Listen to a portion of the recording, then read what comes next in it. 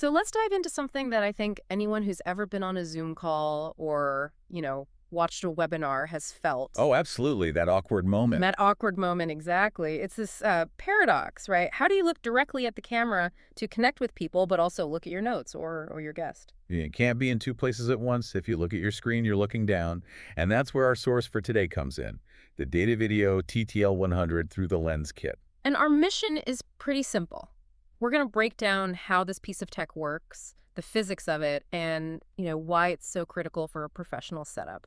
So let's start with the heart of it. What's this piece of magic? The real secret sauce is something called beam splitter glass. Okay. Think of it like a special kind of mirror. It lets you see through it, but it also reflects an image at the same time. Mm-hmm. This one uses a very specific 60-40 ratio. A 60-40 ratio. My first thought is, doesn't putting a pane of glass in front of your expensive camera lens, mess up the image, reduce the light? That is the #1 question, and it's what the engineering solves. So the 60% transmission means most of the light is still getting to the camera. Got it. So your image stays bright and high quality, Right. but that 40% reflection is just strong enough for the presenter, the talent, to clearly see whatever's on the monitor below it. And it being actual glass is important, right? Not some kind of plastic film. Crucial. Because it's specialized glass, you avoid any weird distortion or color issues. It keeps the broadcast looking really crisp. Okay, so we have the glass, but that glass has to be mounted somehow. What else is in the box? Right. It needs a whole support system. The kit gives you all the hardware for that.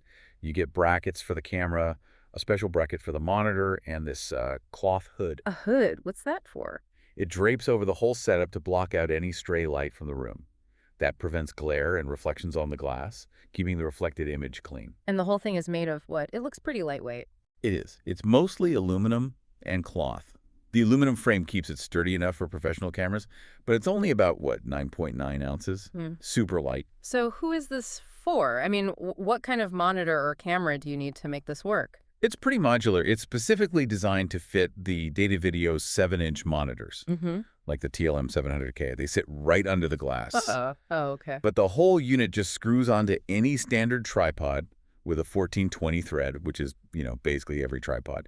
So it works with almost any camera you already have. So we've got the physics, the hardware.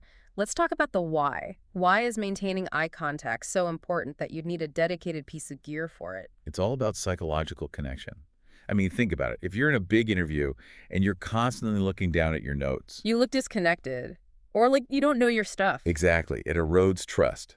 This kit makes sure your eyes are always, and I mean always, right on the lens. So whether that 7-inch monitor is showing you a script, or it's showing your guest's face from a Zoom call through an HDMI cable, Yep. to the viewer, it just looks like you're making direct, unflinching eye contact with them. You're getting the info you need, but they just feel your presence. That's it. It just solves the core problem. Yeah. You can run the show and connect with your audience at the same time. There's no compromise. It's a really clear solution. It's the physical bridge between seeing what you need to see and being seen the way you want to be seen. It's what lets a conversation over a screen feel like a real human conversation. So that leaves you, our listener, with a question to chew on.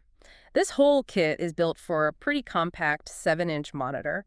But if you look at the other accessories this company makes, you see these huge monitors, things like a 17-inch production monitor or dual 10-inch screens. Yeah, totally different scales. Right. So what does that tell you about all the different needs in professional video? And how do you think the whole dynamic changes when a presenter goes from a small, personal 7-inch prompter to, say, a massive 17-inch studio monitor? Something to think about for your own setup.